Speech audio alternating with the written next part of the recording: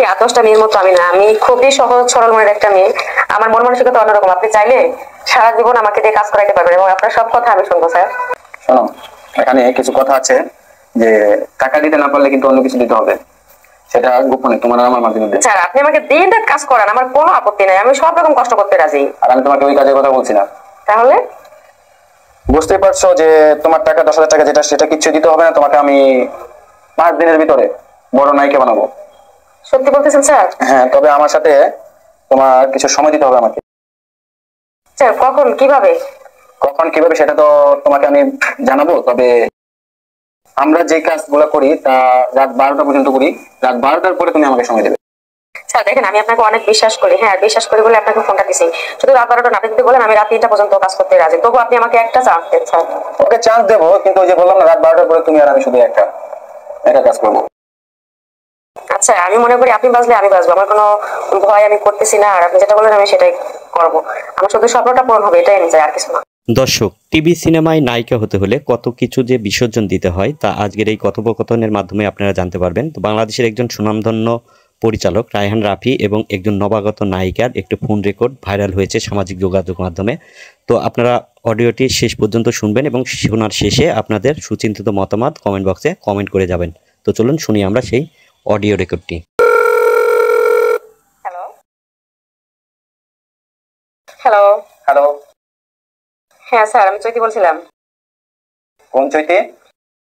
Sir আমি গোপালগঞ্জ থেকে phone দিয়েছি। আপনি কি এখন ঢাকা আছেন না? হ্যাঁ, ঢাকায় আমি এখন শুটে আছি। তো তো কি বলতে চাও? হ্যাঁ স্যার, আমি জানতে পারছি যে আপনি আজকে রামপুরা শুট করতেছেন। তো স্যার আপনার সাথে আমার একটু ইমার্জেন্সি কথা বলার ছিল। জি বলো, কি বলতে চাও?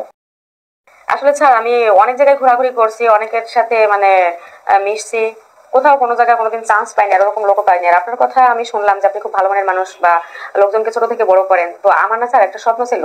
হ্যাঁ বলো, এখন আমি একটু 2 মিনিট ফ্রি আছি, বলো কি বলতে চাও। স্বপ্নটা কি স্যার, আমি কি আপনার ওখানে কাজ করতে পারি? কোথায়? আমার শুটিং এ? হ্যাঁ অবশ্যই করতে পারো, কিন্তু এখানে অনেক কথা আছে যা মানে ভেঙে নিতে হবে। হ্যাঁ স্যার, আমি সব কথা শুনতে রাজি। জাস্ট আমার শুধু একটাই স্বপ্ন যে আমি নায়িকা হব এবং আপনি আমাকে তুলবেন, আপনি আমাকে বড় করবেন। কারণ আমাকে তোলার মতো কোনো লোক নেই, সেরকম হাত আমি পাচ্ছি না, ঠিক আছে? কোনো অপশনই পাচ্ছি না। আপনার কথা স্যার আমি অনেক শুনেছি, যার জন্য আপনাকে আমি এত কষ্ট করে নাম্বারটা জোগাড় করে ফোন দিয়েছি। তাই নাকি? হ্যাঁ আচ্ছা, যেটা এখন কথা হচ্ছে কি, আমার শুটে তো নায়িকা লাগবে না, অথচ এখন তুমি যেহেতু বলতেছো এখানে কিছু কথা আছে যা সবার সামনে বলা যাবে না। তো তো তুমি বুঝতে পারছো কি বলতে চাইতেছি?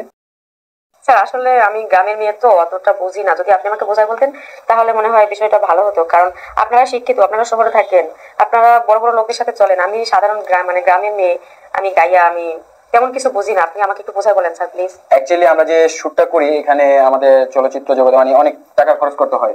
হ্যাঁ সেটা আমি জানি। আমাদের লাখ লাখ টাকা চলে যায়। তো ক্যামেরাম্যান আছে, লাইটম্যান আছে, সবাইকে বিল দিতে হয়। তো সেই বিলটা কিন্তু আমরা নিজের থেকে দিই না, যারা আর্টিস্ট আছে তারাই দেয়। কিন্তু স্যার আমি তো গরিবের মেয়ে, আমার তো ওরকম সামর্থ্য নাই। আপনি যদি আমাকে একটু হেল্প করতেন তাহলে মনে হয় আমার ভবিষ্যৎটা পাল্টাতো। শোনো শোনো, তুমি যদি গরিবের মেয়ে হও, ঠিক আছে, তাহলে তো আমার কিছু করার নাই। স্বপ্ন আমার না, স্বপ্ন তোমার। তুমি দেখো বলে কি আমাদের স্বপ্ন পূরণ হবে না? আমরা স্বপ্ন দেখতে পারি না? শোনো শোনো, আমাদের এখানে কম খরচে, তোমার জন্য আমি একটু কমে বলতেছি। তুমি যদি একটা ফিল্মে আমাদের নাটকে কাজ করো তাহলে তোমাকে 10,000 টাকা দিতে হবে। তার মানে আমি টাকা দিয়ে তারপরে কাজ করব? হ্যাঁ। কিন্তু স্যার আমার কাছে তো টাকা পয়সা নেই, আমি কি করে দেবো? তো জাস্ট আপনার কাছে দয়া চাওয়ার জন্য আপনাকে ফোনটা দিয়েছি। এরকম আমাকে অনেকে বলছে 20,000 দাও, 50,000 দাও, 1 লাখ দাও। কিন্তু সত্য কথা বলতে কি স্যার, আমাদের নুনান্তে পান্তা পুরায়। 10,000 কেন? আপনি যদি বলেন না, আমি 10 টাকাও দিতে পারবো না। আপনি চাইলে এখন যদি আমাকে বলেন, আমাকে আর আপনার ভাড়ার টাকা দিয়ে ঢাকা শহর নিতে হবে, কারণ আমার কাছে ভাড়ার টাকাটা পর্যন্ত নেই। আপনি বুঝতে পারছেন? আমি তো অত কিছু শুনতে চাই না, তাহলে ফোন রাখো। আর এখানে না না স্যার, ফোনটা কাটবেন না প্লিজ। আমি অনেক আশা করে আপনাকে ফোন দিয়েছি স্যার, এরকম করবেন না, আমার স্বপ্নটা ভেঙে যাবে স্যার। এখন কথা ওইটা না, কথা হচ্ছে গিয়ে যে আমরা শুটে যাব। হ্যাঁ, ওই শুটে আমরা আর 3 দিন পর আমরা শুটিং এ আছি। হ্যাঁ, শুটিং এ আছি। এখানে তুমি যদি চাও তাহলে আমি, দেখো তোমার একটা কথা তুমি নিজে বলছো 20,000 50,000 টাকা চাইছো আমরা প্রডিউসাররা, ডিরেক্টররা, কিন্তু আমি তোমার জন্য দেখছো কত স্যাক্রিফাইস করেছি, 10,000 টাকা। স্যার আমি মনে করছিলাম আপনি আমাকে ফ্রি কাজটা করাবেন, সেটা যে কিছুর বিনিময়ে হোক না কেন। আমি শুধু আমার স্বপ্নটা পূরণ করতে চাই। আপনি আমাকে যা বলবেন আমি তাই শুনবো স্যার। তুমি তো সেলিব্রিটি না যে তোমাকে আমি ফ্রি কাজ করাবো। স্যার সেলিব্রিটি যদিও না, কিন্তু আশা তো আছে একদিন হবো, সেটা আপনাদের মাধ্যমেই হবো। সেই চান্সটা যদি আপনারা আমাদেরকে না দেন, আমরা তো গ্রামে থেকে যাবো। আমাদের ভিতরে প্রতিভাটা কখনোই আপনারা তুলে ধরতে চান না। এরকম অনেকেই বলে, অনেকেই সেলিব্রিটি, ঠিক আছে, প্রথমে বলে যে স্যার আপনারা আমাদেরকে, আমি সেলিব্রিটি হলে আপনারা সব কাজ করবো, আপনার সব কথা শুনবো। এগুলো অনেকেই বলে, এগুলো ফাঁকিবাজি। এগুলো আমাদের সাথে এখন আর চলে না। স্যার বলতেছিলাম কি, 8-10টা মেয়ের মতো আমি না, আমি খুবই সহজ সরল মনের একটা মেয়ে। আমার মন মানসিকতা অন্যরকম। আপনি চাইলে সারা জীবন আমাকে দিয়ে কাজ করাইতে পারবেন এবং আপনার সব কথা আমি শুনবো স্যার। শোনো, এখানে কিছু কথা আছে যে টাকা দিতে না পারলে কিন্তু অন্য কিছু দিতে হবে, সেটা গোপনে তোমার আর আমার মাধ্যমে। স্যার আপনি আমাকে দিন রাত কাজ করান, আমার কোনো আপত্তি নাই, আমি সব রকম কষ্ট করতে রাজি। আর আমি তোমাকে ওই কাজের কথা বলছি না। তাহলে বুঝতে পারছো যে তোমার টাকা 10,000 টাকা যেটা, সেটা কিছু দিতে হবে না তোমাকে। আমি 5 দিনের ভিতরে বড় নায়িকা বানাবো। সত্যি বলতেছেন স্যার? হ্যাঁ, তবে আমার সাথে তোমার কিছু সময় দিতে হবে আমাকে। স্যার কখন, কিভাবে? কখন কিভাবে সেটা তো তোমাকে আমি জানাবো, তবে আমরা যে কাজগুলো করি তা রাত 12টা পর্যন্ত করি। রাত 12টার পরে তুমি আমাকে সময় দেবে। স্যার দেখেন, আমি আপনাকে অনেক বিশ্বাস করি, হ্যাঁ বিশ্বাস করি বলে আপনাকে ফোনটা দিছি। শুধু রাত 12টা না, আপনি যদি বলেন আমি রাত 3টা পর্যন্ত কাজ করতে রাজি, তবু আপনি আমাকে একটা চান্স দেন স্যার। ওকে, চান্স দেবো, কিন্তু ওই যে বললাম না, রাত 12টার পরে তুমি আর আমি শুধু একা কাজ করবো। আচ্ছা, আমি মনে করি আপনি বাজলে আমি বাজবো, আমার কোনো ভয় আমি করতেছি না, আর আপনি যেটা বলেন আমি সেটাই করবো। আমার শুধু স্বপ্নটা পূরণ হবে, এটাই আমি চাই। হ্যাঁ, স্বপ্নটা পূরণ হবে সেটা না, তুমি বুঝতে পারছো আমি কিসের কথা বলছি? না স্যার, এখনো বুঝি নাই। এই জন্যই বলি গায়ের মেয়েরা গাইয়া বুঝ, ঠিক আছে? স্যার এরকম ভাবে বলবেন না। ভাই তোমাকে দিয়ে হবে না, তুমি ফোন রাখো। না না না স্যার, আমি জাস্ট একটা বার শুধু চান্স আছে স্যার, আপনি যদি দয়া না করেন আমার মনে হয় না আমি আর কোথাও কার কাছে যাই এই জায়গাটা নিতে পারবো বা কথা বলতে পারবো। কারণ আপনি আমার সাথে 5 মিনিট 10 মিনিট কথা বলেন, অন্যান্য প্রডিউসার আছে যারা আমার ফোনটা রিসিভ করে বলে চিনি না, কথা বলে না সাধারণ, অনেক কষ্ট হয় আমার। যাই হোক, মানে ঠিক আছে, তোমার কথা আমি রাখতে পারি, একটা শর্ত। সেটা হচ্ছে তুমি আমার সাথে রাত 12টার পর রাত্রে বেড শেয়ার করবা, আমার সাথে ঘুমাবা, আমাকে একটু আদর যত্ন করবা, আমার একটু খেয়াল। স্যার আমি আপনার সমস্ত সেবা যত্ন করতে রাজি, শুধু আপনি আমার একবার আসতে বলেন।